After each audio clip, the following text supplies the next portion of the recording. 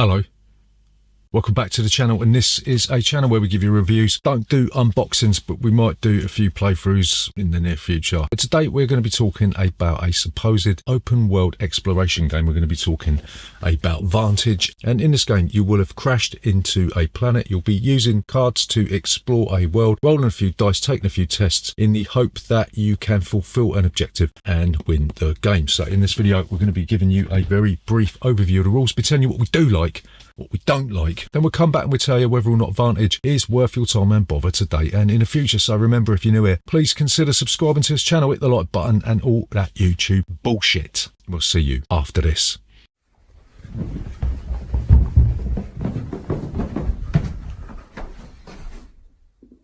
Bollocks.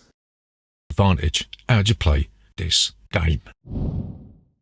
So Vantage is a supposed open world exploration game. There will be some minor spoilers in here, but it won't be anything that you're not going to experience yourself when you crack the game open. So it's going to be the first few locations that you're going to visit, but not all of them, right? If that's a problem for you, then you can fuck off now. So Vantage is a game that reminds us a little bit of Tales of the Arabian Nights and the old 80s game books you used to get, you know, like Fighting Fantasy, Lone Wolf and all that sort of shit. It's like tried to take the concepts of these older games and try and embellish them with some, I guess, new mechanics and all that sort of thing, right? So in Vantage, you are part of the crew of a spaceship. You will have crashed landed into a planet, and you and your other players will be spread across different locations on this world, right? You'll be given a shared objective that you may have to complete. You don't really have to do it, but you will have won the game if you complete it, and everyone will get a character. Each character is good at a different skill, so you might have somebody that's good at negotiating or somebody that's good at taking stuff or fighting or whatever. Each character will have a special ability that is usually triggered through these boost cubes, so you'll spend boost cubes to activate the special ability. At the beginning of the game you will have a location card on your little tray thing, and it will usually have like a picture of where you are, some text on the bottom that will describe where you are, and usually on the right hand side there will be a list of actions and a number that when you choose the action it will direct you to one of the storybooks of that color. Yeah, each color refers to a different type of action, and in the top left hand corner you will have a number that refers to the numbered location in one of the books of the location where you are, right? So on your turn you'll be able to take one of three actions. You can take a location action. You can only ever take one location action at each location unless the game tells you otherwise. This is usually done in the books when it tells you to continue or giving you the may continue option, right? But other than that you can only do this once. What you'll do, you'll choose one of the options along the right hand side, and you'll get one of the other players to go to the location in the same coloured book, read you the cost and also what the action entails. So you'll have maybe like a 3 and a hex that will tell you to roll 3 dice, and it will give you a little sentence about what you're actually trying to achieve. So when you take the location action, you have to do a challenge. You'll take that number of dice and you'll have to roll them, but you will also be able to mitigate the chances of taking a penalty, because in Vantage you cannot fail an action. You will always succeed. The penalties come in the form of health, time and morale. So before you roll the dice, everybody collectively can spend skill tokens that they will have got at the beginning of the game or through other actions in the game, right? You'll be able to spend them and then you'll roll the dice, and you can then choose to further mitigate the penalties of the dice by allocating them to yours or other players' cards. These slots will appear on your character card, they'll appear on item cards, and maybe you'll have like a companion that can absorb the cost. There may be restrictions. You might have to be taking a certain type of action, or they may have to be limited to the icon on the die, but once you're done with that then you'll take the penalty. Yeah, it may be that you'll have to reduce your health or the time or whatever, or maybe you'll just have to put them back in the die pool, because once the dice have been used up you'll be able to take all your dice off of all the cards and stick them back in the supply. The circular arrow one means that this is going to slow that down. Yeah, the hyphen means that you just dump it straight into the penalty box and it doesn't do anything. But other than that you'll have to move your attributes down. If ever any player's attributes go down to 0 then you will lose the game immediately, right? The next action you can do is a card action. I think we've already sort of touched on this, yeah, but you'll take some boost cubes or whatever and you'll be able to spend them, or you'll be able to do something else that it says on one of the cards that you have got, right? You'll always have a 3x3 grid with your character in the middle, and once you have got all of them filled up then you'll have to move cards from your reserve, because you can keep cards cards in reserve from your reserve stack into your play area, but you'll have to take a card out, right? So the final action that you can take is a depart action. When you've exhausted all the options at a location, or the game tells you to, then you will look at the little compass that's in the top left hand corner, and you'll have to choose one of the locations to go to. So you'll go either north, south, east or west. If there is an entry, you'll go to the relevant book and another player will read out to you what happens. If there's like a little dot, then you'll have to go to another book and the same thing will happen, right? If you change location, you'll dig into the location cards, you'll swap it out and you'll stick your placeholder into where the new location card was, right? So yeah, I mean, that's basically it. Yeah, it's not really many rules to this. Most of the rules come in the form of actually exploring the game. Yeah, like we said, if you manage to complete your objective, then you win the game. And the rulebook does say, strangely, that you can just decide for yourselves what winning a game actually is. So if you think that just sitting down and get bored out your fucking brains wins the game, then that's fine, yeah, because there's not really any kind of way that the game guides you through this other than the objective that you randomly draw at the beginning, yeah. And a lot of these don't really make any sense, you know what I mean? So it is a case of aimlessly wandering around until you've decided that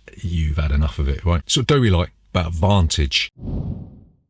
So the first thing that we quite like about this is that there is multiple ways for the game to give you clues as to what the location actually entails, yeah? Like you can look at the actual picture that you're looking at, right? Your vantage point, and this might give you clues about what some of the actions might lead to, yeah? So if there's a character on a card or something and they look kind of aggressive, that gives you a clue as to how you might approach the situation. You might want to sort of hang back and see how things play out, but then sometimes the game actually works the other way, and if you hang back, you actually miss out on something because you misjudge the situation. So like with all these types of open world, like narrative driven games like fighting fantasy books and all that sort of thing, not really 100% sure how it's going to play out, but there are clues in the text and on the cards, and maybe even the actions themselves might give you a clue as to how the actual location is going to go, right? So the second thing that we like about this, and this is probably the best thing about this game, is that the table talk that you get from discussing what you are going to do is fantastic, yeah? It's like we played this the other day and one of my mates was trying to decide how to approach a situation, and we were all getting stuck in trying to imagine what the other person was seeing, because you're not allowed to show the other players the actual card. You can describe what you see, you can read the text, you can even tell them what actions you've got on the card, yeah, but you can't show it to them. So really you've got like this sort of personal thing going on, how you are imagining what the world might be like, and everyone else has got their own vision as to what is being described, yeah. It's like read the book, innit, you know what I mean? Everyone's going to put their own personal print onto what they are seeing, yeah, and discussing that, trying to give people advice as to what might happen, your thoughts on stuff. It's really, really nice, yeah. It's just a shame that there's not really that much game underneath it. So the final thing that we quite like, well, it's not what we like about it, it's what we admire about it, yeah, and that is that this game has taken a huge risk, yeah. It's taken apparently 8 years to create this game, and it kind of shows, yeah, because it is vast, yeah. It's not really an open world game. I don't think I've seen a true open world game up to this point where you can basically do whatever you like, because this game does funnel you down certain routes, yeah. It's like a flow diagram, so you start here and it branches out, so you can't really go wherever the hell you like, because there's some locations that aren't accessible from other ones if you take a certain path, yeah. But yeah, this word's been bandied around loads about this game, but it is an ambitious game, yeah. In taking risks and being ambitious, that's got its own foibles and some of the inevitable pitfalls that are presented when you're trying to create a game like this. They've been sort of papered over rather than concreted over, you know what I mean? So what don't you like about Vantage? So the first thing that we don't really like about this is the fact that the game has a paper-thin dice rolling mechanic that just feels like it's been inserted because it had to have some kind of board game mechanism chucked in, yeah. This is essentially a game book that is based around card play, right? So whereas the old game books, they had a couple of dice, you added up the numbers and you added an attack strength and all that. With this one, they've tried to be more elaborate. They've tried to tack on a proper game onto that style of storytelling, yeah. And for me personally, it doesn't work particularly well. It gets in the way of the story if there actually is a story, yeah. It becomes a bit of a chore trying to get all your skill tokens together to try and mitigate the die roll, and having to roll a bunch of dice multiple times just disrupts the flow of the narrative being told here, right? I like the fact that you can't fail, but then I don't like it as well because there's not really any kind of risk, because, you know, other than losing a few hit points or whatever you got, you're not really at risk of anything, because even if you die, then you can just say, fuck it, I'll just carry on. Yeah, there's nothing really to stop you. I mean, the game basically gives you the option of tossing all of the threats aside and just carrying on, you know what I mean? So the final thing that we don't like about Vantage is I've got some questions about the longevity of this. I know the world is huge, but I'm not talking about how long you could play it for, yeah? It's that if you do end up stopping the game